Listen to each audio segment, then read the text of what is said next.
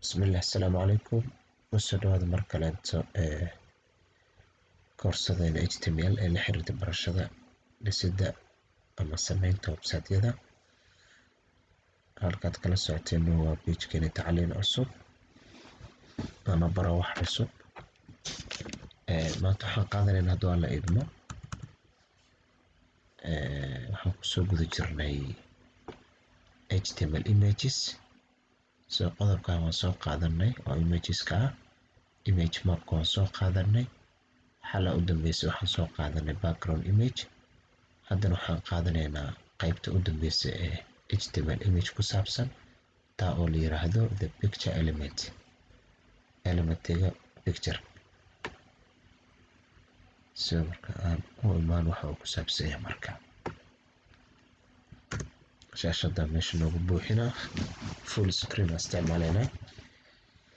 Okay, HTML picture element. The HTML picture element allows you to display different pictures for different devices or screen sizes. HTML picture elementiga ama elementiga picture-ka ah ee HTML-ka wuxuu ku ogolaanayaa oo ku saamaxaa inaad soo bandhigto, soo muujiso sawirro kala duwan adigoo adeegsanaya ama aad ku soo bandhigto device-yo kala duwan, yacni aalado ama qalab kala duwan ama cabirka shaashada cabiro kala duwan, yacni shaashadaha ama device-yada isku cabir ma aha. Laptop weynaad haysataa, mobile shaashadiisa weyn tahay, mid laptop, mobile, tablet iyo wixii la mid ah. Different device isticmaali karaysaa ama same device laakiin different screen size isticmaali karaysaa. Aalado isleh laakiin shaashadooda cabirkooda kala duwan yahay iyo wixii la mid ah. Markaasoo kaleeto waxaa muhiim ah oo la adeegsadaa oo ku anfacayo elementiga la yiraahdo picture element. Sawirkan fiir hadda waa kana waa different devices and different screen sizes. TV xagga ka aragnaa, inta shaashad laptop wax lamid ah ka aragnaa, meeshaan waxaan ka aragnaa mobile. Marka screen-kana ugu weyn, kana ku xigo, kana ku soo xigo. Marka mid kastaba sida uu ku mudan yahay wax loogu soo bandhigaa marka. HTML picture element wuxuu element gives web developers more flexibility. Qolyaha horumarinta website-yada ku shaqo leh wuxuu siiyaa elementigan flexibility badan, yacni optionada inay kala doortaan ku qeexayaan image sources ilaha sawirka. Picture element wuxuu ka kooban yahay hal ilaa iyo ama source elements oo badan. Marka picture element wuxuu ka kooban yahay hal ama source elements badan. Marka mid kastana wuxuu qeexayaa different image through the sawir gooni ayuu qeexayaa iyadoo loo marayo SRC oo source laga soo gaabiyey SRC set attribute-ka la yiraahdo SRC set. By the way, the browser can choose. Marka meesha wax marayaan marka waxa browserka ayaa dooranayo the image sawirka that best fits the current view and on a device. Browserka ayaa marka dooranayo sawirka ku mudan oo munaasibka ku ah oo buuxinayo muuqaalka marka la isticmaalayo ama device-ka marka la isticmaalayo. waxa kastoo sheegada iyo sharaxaad aad ku fahmi weysid waxa ku faahfaahinayo markastaba tusaalayaasha. Each source element, marka source element kasta wuxuu leeyahay media attribute la yiraahdo media ayuu leeyahay. Shaqadiisa maxay tahay marka kaas oo qeexaya marka image-ka uu yahay midka ugu mudan marka. When the image is the most suitable, kan ugu mudan ayuu marka u dooraa. Tusaale muuji sawirro kala duwan iyadoo la adeegsanayo for different screen size lagu soo muujinayo shaashado cabirkooda uu kala duwan yahay. So marka picture elementiga waa kana open taggiisa, close taggiisa. So waxaa dhexda ku jira marka source hadda aan arkayno waa kana u laabano fiir source element. marka source elementiga marka muxuu noqon karaa la yiri oo ka koobnaan karaa contains one or more source elements. marka kan hadda wuxuu ka kooban yahay more than one, labo ka kooban yahay marka. Okay, so mid kastana marka waxa shaqada uu qabanaya taas ahayd. inta marka hoos marka waxaa kusii qornaan marka each source element marka wuxuu leeyahay media attribute uu leeyahay oo sheegayo sawirka ugu mudan markaas. so waa kana media waa kan raacsiisan yahay media element asagana si leeyahay inta heer hadda aan highlight ka saaray ah.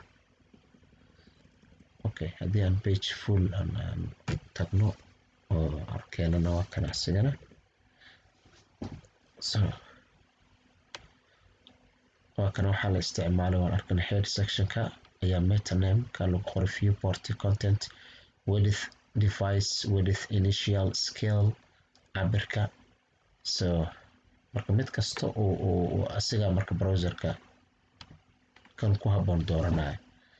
so picture elementigana waa kana waxaa ku dhex jira source media cabirkiisa siduu ahaa srcgi set img. so sawirka magaciisa iyo extensionkiisa source media. okay, waa intaas. so marka adi waad qori karaysaa ama waad koobiyan karaysaa, waxaa ka bedelaysaa oo kaliya sawirka magaciisa meesha ay tahay, waxaa ka dhiganaysaa sawirka aad rabto inaad geliso magaca u sameysay iyo extensionkiisa si uu kugu soo muujiyo. so waa kaas muhiim ah inaan wax dhan wada aqriyo laakiin ulajeedka inaan fahamnaa muhiim ah. aan ka socono ku laabano pagekeena. okay, waxaa lagu yiri marka si ugu markastaba qeex img elementiga inuu yahay as the last child element yani of the picture element. picture elementiga markaa qoraysid img elementiga inuu yahay last child element. marka child element iyo parent element yaa jiro sida hore u soo sheegna meel badan kusoo aragnay. so marka midka gudihiisa lagu jiro waa waalidka, kan gudaha ku jirana waa wiilkii ama xagga shishe ama gudaha xagga hoose la dhahaba. so hadda marka aan xeer bar kor u laabano aan aragno. so meeshaan maxaan ka aragnaa picture elementiga waa kana open tag close tag asiga waalidkii ah. source waan aragnaa. so marka img kan waa marka waa kan ugu hooseeyo ugu dambeeyo marka waa as the last child. akaas intaas waa as the last child intaas of the picture element waana img elementiga sidaas ah. marka intaas inuu ahaada la rabaa saa marka si gaar ah u xasuusnaa si img-ga ugu hooseeyo kaas. the img element waxaa adeegsado browseryada aan support gareynin picture element ama qaarka source tag match ama source tagyada haddii aysan ayagana aysan lahayn way adeegsadaan. so img elementiga browseradaas isticmaalaan laba xaaladoodba. xaaladda koowaad waa marka source maaragtay source elementiga the img element is used by browsers that do not support picture element.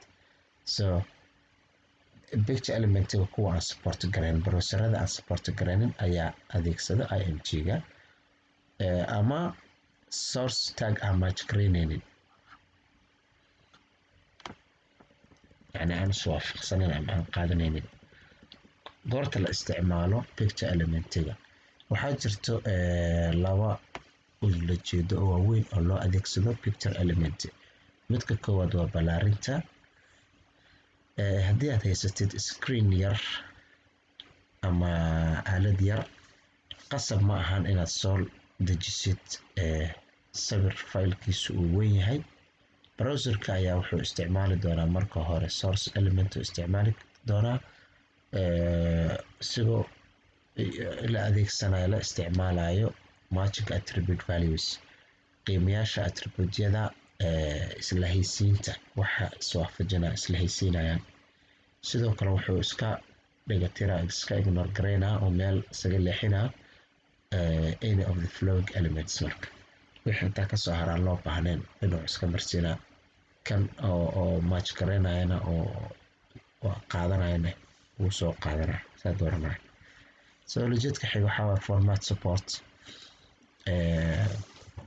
format support marka waxaa laga wada arki doonaa extensionka xagga dambe ee ka raacsiisan sawirka ama magaca sawirka inuu support gareynayo so some browsers or device may not support all image formats browserada qaar ama device-yada qaar ma taageerayaan dhammaan formatyada sawirada so isticmaalida picture element waxaa ku dari kartaa sawiro you can add image for of all formats marka formatyada dhan waa raacin karaysaa the browser marka maxaa xiga and the browser will use the first format it recognizes browserada marka wuxuu isticmaalaa formatka ugu horeeya uu aqoonsado and ignore any of the flowing elements wixii kasoo haran oo dheeraadka ah oo soo socdana waa ka gudbaa oo iska ignore gareyna so tusaale ahaan hadda aan aragna meesha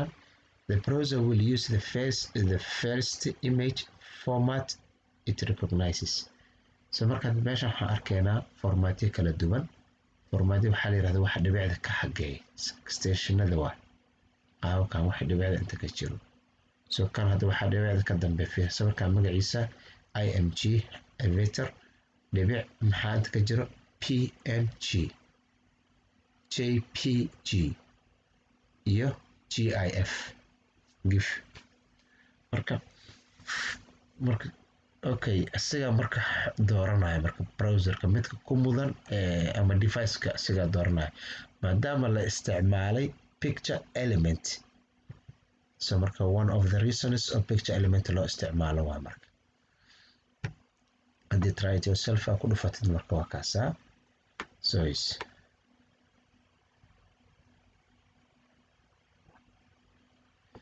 okay, the picture element can be used when the image format is not supported by all devices.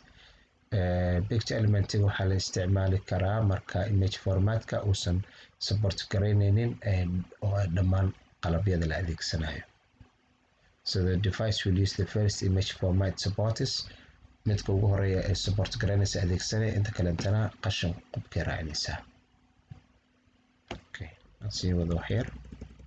ugu waa lagu yiri browserka wuxuu isticmaali doonaa source elementiga ugu horeeyo match gareynayo qiimaha attribute-ka yani waxa isqaadanayo kan ugu horeeyo oo isqaadanayo ayuu ka qaadanaa inta kale tan dhinac iska marsiinaa nuxurka waa intaas html image tags waxaa kamid ah marka dul marid waa hadda casharka img wuxuu qeexaa in meesha sawir yaalo oo sawir ka jiro map wuxuu qeexaa image map area waxa waa clickable area inside an image map image map waa soo qaadana wuxuu ahaa so marka meelaha sawirka dhexdiisa ama qaybaha sawirka kamid ah ee clickable area ah ee linkiga noqonayo ee la click gareyn karo ayaa lagu qeexaa areadaas tag la yiraahdo picture element ku hadda u dambeeyaan qaadana isagana wuxuu qeexaa container for multiple image source yani waa meel isku haysa